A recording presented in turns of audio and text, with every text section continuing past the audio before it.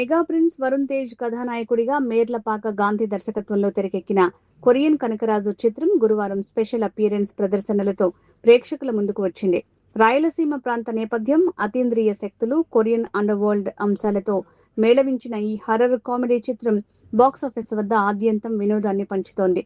Korea నుంచి వచ్చిన ఒక రహస్య ఆత్మ హీరోని ఆవహించటం, దానివల్ల జరిగే అనూహ్య పరిణామాలు ప్రేక్షకుల చేత పగలబడి నవ్విస్తున్నాయి. ఈ చిత్రంలో వరుణ్ తేజ్ తన మాస్ అండ్ స్టైలిష్ లుక్స్ తో పాటు రెండు విభిన్నమైన కోణాలున్న పాత్రలో నటుడిగా మెప్పించారు. సినిమాకు ప్రధాన బలం కమెడియన్ సత్య కామెడీ టైమింగ్, వన్ లైనర్లు. ముఖ్యంగా మొదటి భాగం కంటే సెకండ్ హాఫ్ లో సత్య అందించే హాస్యం థియేటర్స్ లో నవ్వుల వర్షం కురిపిస్తోంది.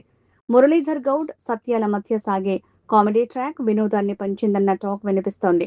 తమన్ అందించిన నేపథ్య సంగీతం ప్రతి సన్నివేశాన్ని ఎలివేట్ చేసిందని అంటున్నారు. Variety concept, fast pace screen play ప్రేక్షకులను కట్టిపడేస్తుండగా అక్కడక్కడ లాజిక్స్ మిస్ అవ్వటం, కొరియన్ ఎపిసోడ్స్ మరింత ప్రభావవంతంగా రాసి ఉంటే బాగుండేదనే అభిప్రాయాలు వ్యక్తమవుతున్నాయి. సినిమాపై ఓవైపు పాజిటివ్ టాక్ వినిపిస్తుండగా ఓ వివాదాస్పద సన్నివేశం ప్రస్తుతం సోషల్ మీడియాలో పెద్ద దుమారాన్ని రేపుతోంది. 1978లో వచ్చిన యుగ పురుషుడు చిత్రంలో విశ్వవిఖ్యాత నట సార్వభౌమ సీనియర్ ఎన్టీఆర్ మార్షల్ ఆర్ట్స్ శిక్షణ పొందిన యువకుడిగా కనిపిస్తారు. ఓ పోటీలో చంద్రమోహన్ కొట్టే పంచ్ కి ఎన్టీఆర్ "మీ షాట్ చాలా ఇమ్మెచ్యూర్ గా ఉంది" అనే డైలాగ్ చెప్తారు.